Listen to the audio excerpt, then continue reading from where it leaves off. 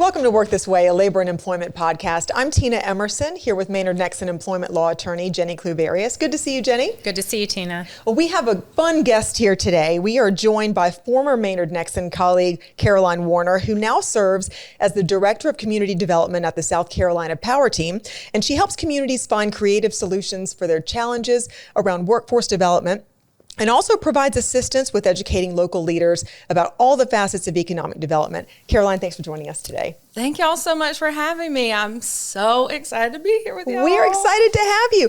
We're going to do a two-part series with Caroline where we'll be diving into the generational differences in the workplace and how Gen Z is changing the landscape of the workforce and how employers should communicate with working with Gen Z. So let's begin this fun discussion about how these different generations who make up the current workforce are really perceived, recognizing that these perceptions are really just stereotypes. But talk to us a little bit about that.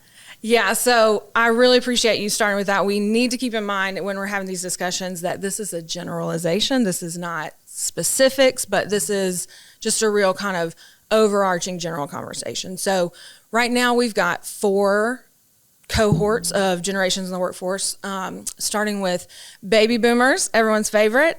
That they are born between 1946 and 1964. They're actually the only generation where their years are defined by the census. Everything else is a little more loosey-goosey.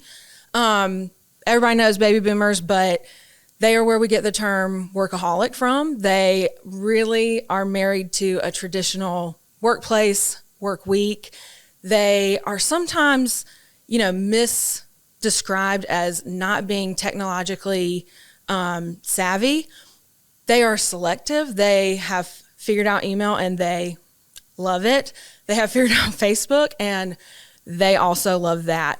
When you're thinking about boomers, they are, kind of why we have all these hardwood floors covered in all this carpet. And, they're the people who are going to have good plates that no one's allowed to use, which I think is just so great. So next we have Gen X, which I think... I am Gen X, but I also do have plates that I love to use occasionally, but the kids can't touch them. But see, that's perfect. It's, you can go either way, generalizations. Right. But so Gen X is typically agreed upon to be those born between 1965 and 1980. They are the smallest cohort we're going to be talking about. And so that is kind of why they are considered kind of a forgotten generation. They are sandwiched between the 2 biggest cohorts we have. And, these are latchkey kids, right? They are the first group that we have that was widely raised by divorced parents. And that has really kind of defined a lot of their qualities. They were born into Vietnam and Watergate, and they were raised along with the growth of MTV. A lot of their celebrities died really early, like Kurt Cobain, Tupac, Biggie, and that is also something that has made them, just a lot of different things have made them very cynical, kind of anti, kind of punk. When we're thinking of them, we're thinking of Prozac Nation, Fight Club, those kind of intense vibes. And this is the group that created the participation trophy. So millennials get tagged with the participation trophy, but we were kids. We didn't create that. So, that's what we're kind of thinking of with this group. So next we have millennials, which I'm a proud millennial. That group is 1981 to 1996-ish. This is the largest group in the workforce, and next year, statistics show that we will make up about 75% of the global workforce. So this is a huge cohort that we're dealing with. These are, a lot of times you hear millennial and you think young people, but these are people who are your managers, your directors. They are getting into positions of decision making, and they are the ones probably dealing mostly with Gen Z. Millennials watched 9/11 happen, like on TV in math class or, whatever, from middle school and high school. We graduated high school and college to the worst economic recession since the Great Depression. And so that has really affected a lot of our worldview. We are considered tech savvy and socially aware. We're not quite as insistent as Gen Z is, but this cohort is where a lot of that mindset really started. And then we have everyone's favorite and the subject of a lot of what we're going to talk about today, which is Gen Z.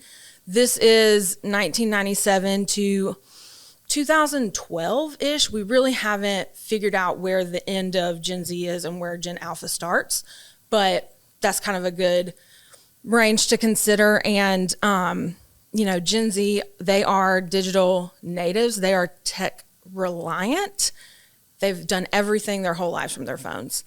They have their own language, which we're going to talk about. They have, all kinds of interesting things about them, but where millennials expect a diverse workplace, they demand it. Where millennials expect, a socially conscious workplace, they expect it. They are by far the most diverse cohort we've ever seen. That will not be the case once Gen Alpha comes along, but for now, that is probably their most defining characteristic. They are young, they are diverse, and they are pretty insistent on people listening to them and recognizing their wants and needs. So Caroline, you alluded to this already. Let's discuss how Gen Z communicates. I am a millennial myself, but I have a Gen Zer in my house, and on any given day, I'm hearing about Riz, Skibbity Dop, Ohio, Yeet, Mid, Sus, what something or someone is giving. It's like this generation really has their own language that they've created. Talk to us about your thoughts on this, and in particular, how employers should go about trying to understand and effectively communicate with Gen Zers in the workplace. Well, first of all, I love it. I think it is so fun.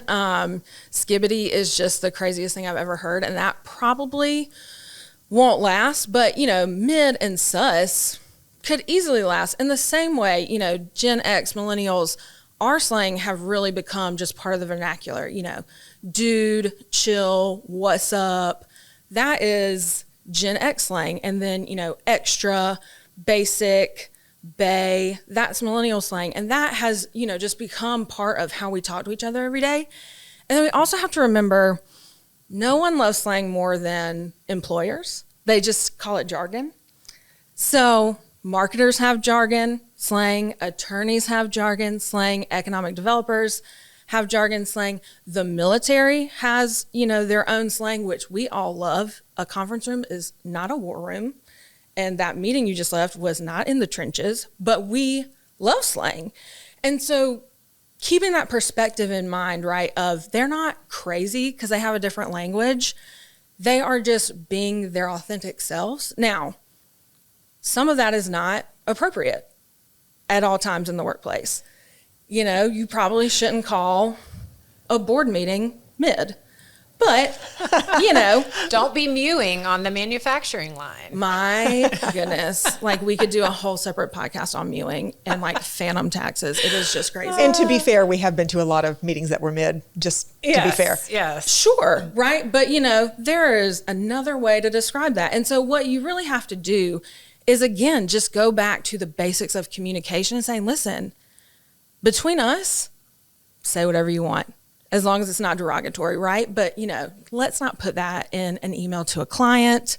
Let's not have, figure out where it's professional. And that is just, communication back and forth between an employer and an employee. And just remembering that everyone has slang. So it's not crazy that they're talking like this. You just have to really delineate what is appropriate and what is not. And that just is, a simple exchange of, hey, what does that mean? And is it good or bad?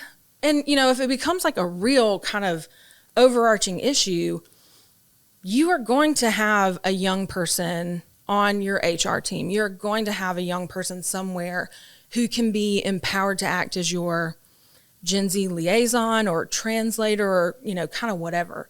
But in the same way you would monitor emerging trends and, potential new customers or clients, you can monitor your internal audience as well. and just figure out what is important to them, what makes sense to them, and why they're communicating this way. And then just kind of figure out what works for you in your workplace. And then, this is a little bit left of the question, but as far as their communication, they are the cohort that by far responds to positive reinforcement best. And so if you are having these conversations, making sure that the conversation isn't about, y'all kind of talk weird, but I love it. I think it's so fun, but we do need to kind of keep it within us.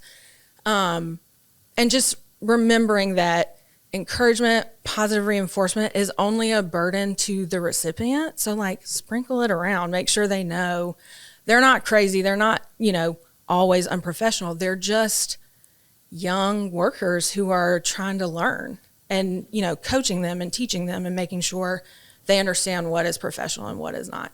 I really like the suggestion of having a Gen Z liaison in your HR department, in management, who can communicate effectively with them and understand them and translate them to maybe upper management. That's a great suggestion.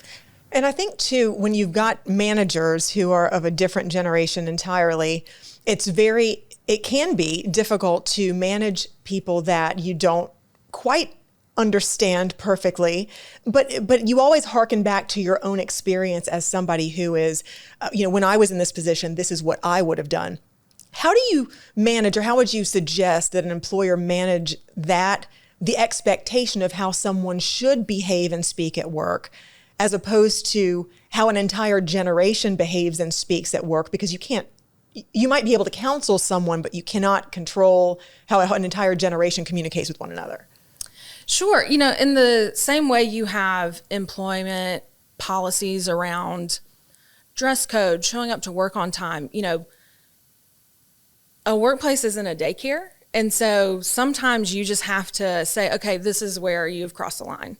And you're allowed as a manager, as an employer, to say, listen, I appreciate how you're communicating, but we got to kind of keep it internal. We got to nip it in the bud. And if that's not working, it really is just a conversation of, where's this coming from? Why are we not getting each other? But it is a relational kind of aspect to it. And again, people are likely to be defensive if they feel called out.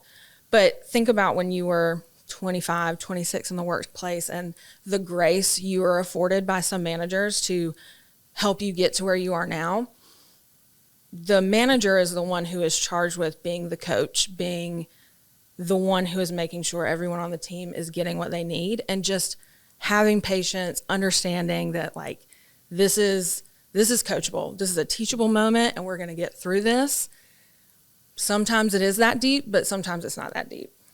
And just everybody taking a deep breath and working together and making sure everyone's getting what they need out of the interaction. And it's really incumbent upon managers today, I think, if you're going to have good employee relations and understand how to communicate with this generation, to educate yourself on how they communicate, what's important to them, which is another reason I like the suggestion of the liaison. But you can't just stick your head in the sand, I don't think, as a manager. You got to learn about this generation, how to communicate with them in order to build relationships and be able to interact with them effectively and manage them effectively. Yeah, it's so important to remember if you are creating a product to sell to customers, you are not going to do that without any research. You're not going to do that blind. You have to do the same. You have to have the same level of care and concern with your most valuable asset, which is your team, your employees, your workforce. Keeping them is only going to benefit you, right? And so making sure you are setting the foundation for a long-term success, to your point, that is on the manager. A 25-year-old shouldn't be the one who's like, I now have figured out what is professional. Their definition is going to be different. We don't all have the same worldview. And so keeping that perspective, keeping that in mind, and just, again, making sure you are the one who is reaching out, who is educating yourself. And maybe it is a young person who is tasked with once a week in, staff meeting. Okay, I've got the Gen Z update for everybody, slang of the week or, whatever it is. But it is, when it comes down to it, it is on the manager to be responsible for keeping, everybody copacetic. So, Caroline, in your experience, what do you see Gen Zers valuing in an employer over, say, Gen Xers or millennials? Obviously, the expectations are different, as you alluded to earlier, where there's an expectation and now there's really a demand. And the employer, it's really on them to compete with the other employers who are offering up what Gen Z wants. What say you? This group, more than any group we've ever seen, values work-life balance. They value flexibility. They value when I'm at work, and when I leave, I leave. But also, they value being able to be at work, not at work. They want to be remote, if at all possible. But their emphasis is on that flexibility. And then another facet is they, like I said before, are insistent on diversity, on social awareness, on a workplace that is willing to evolve and adapt to the world that is evolving and adapting around them. And this group also really values meaning in their work. They want to change the world. And, I think it's very relatable when you're that age, you want to change the world too. And so keeping that in mind, that more than any other group we've ever had, they are valuing, if I'm at work, I want to be there for a purpose. I want to work somewhere that if they have, these incredible core values that they have posted on their website, they are living those out in every action they're doing. So they all value that, but they really, really value remote work and being able to have that flexibility and work-life balance. They are absolutely not in the way that we kind of characterize baby boomers as live to work. Live to work. They are not that. They are work to live. Caroline, is there anything unique or creative that you have seen employers, especially manufacturers, given your background, do that has been particularly effective in retaining Gen Z employees in the workplace? So, I say all that about the remote work, and then we talk about manufacturing, where that is kind of the antithesis of a manufacturing facility. But Gen Z is very attracted to the stability of manufacturing, especially in a state like South Carolina or in the South or, in this country, really. There are always going to be steady manufacturing jobs that have really good benefits where you're going to be able to take care of yourself and your family. That stability is really attractive to Gen Z. And there are some, just like everybody, there are some people who cannot sit at a desk and type all day. And that is very attractive as far as, being in the manufacturing space. They also, one thing I love that a lot of manufacturers do is tuition reimbursement. So if you're starting, as a line worker, but your goal is to be the head of HR one day, there are so many manufacturers who say, great, we will pay for it, because they are investing in themselves. They're investing in their future workforce. They've got you. You already understand how they work, what they do. And then we just love to keep you for 15, 20 more years, and we want you to grow with us. And so that is something that is really attractive to a lot of people. Again, if there is any way that they can have flexibility as far as shifts go, for a long time it was almost everyone was 2 12-hour shifts, so everything was running 24 hours. But looking and saying, maybe every department doesn't need to be this way. Maybe packaging can be a large group of part-time workers, and so people come in when they're available for 6 hours at a time, or they can start at a different time so they are able to go pick their kids up from school, or any flexibility that can be afforded that is reasonable is very attractive. But from a manufacturing perspective, what we see time and again is the stability and just very excellent benefits, and knowing that you're gonna have that in your life for as long as you're committed to them. Well, there are a lot of differences there, and certainly a lot of expectations, and the word demand is definitely becoming more prominent as everybody just moves along with remote work and all the benefits that they can get from different employers that might be offering positions. There's a lot to compete with. Well, thank you for being here to talk to us about it. We'll join you again for a part 2 of our 2-part series on generations in the workplace, and we will see you next time on Work This Way.